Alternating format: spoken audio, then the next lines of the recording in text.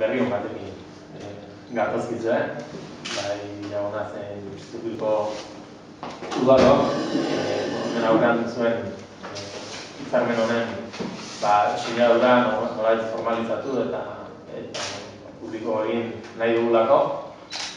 Eta hitzarmen hau ez da besterik, hainbat urtetan gure herritarren kezka iturri garrantzitsua izan den arazo baten konponbideari hasiera emateko lehen pausua, ez?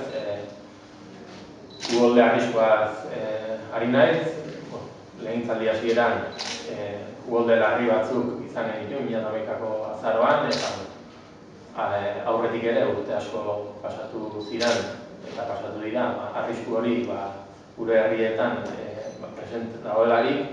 Eta esan bezala, gaur sinatuko dugun hitzarmen honekin, alde batetik Eusko Jaurlaritza, Ur Agentziaren bitartez, eta bestaldetik udalok, nolabait konprometitzen gara, arazo hori konponbidean jartzeko lehen pauso ematera.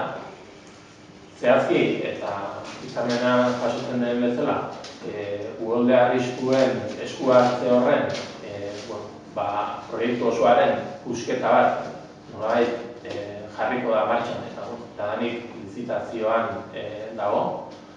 Eta esan bezala zehazki, proiektu oso horren zati bat izango da horrengoan martxan jarriko da. Zati horrek barne bilduko du, batetik Zubimuxu zubia, eta bera zabaldu egingo da, oinezkoen eta kotxeen pasabidea errezagoa izan dadin. Eta bestetik, hori ibaiaren eskubiko aldean, Villagonari dagokion aldean, bai uholden aurkako eskoilera edo pareta bat egingo da, ula atzeko pasabide guzti horretan. Bestetik, Urzikinen sistemaren egokitzea, eta nolabait sistemaren definizio hobeago bat egingo da, izan ere gaur egun Urzikinak Zubimuxu pare horretan errekarra zuzenean montatzen ari da Villagonaren zati handi bat, eta horra honetan hori ere konpontze bidean jarriko da. Eta bestetik, Errekabazterreko pasealekua, udaletik Zubimuxu aldera datorrena, Zubimuxu pare horretan konektatu egingo da, eta behin betikoz, oinezkoek paseal izan dute Zubimuxutik zuzenean Errekabazterra horretara, ez? Claro, hau berez proiektu bakarra zen, baina oin zatitu dute bi zatitan. Claro, arazoa ez du kentzen. Berez, oin zati bat ingoa, baina bigarren zatia ez dakik noiz ingoan.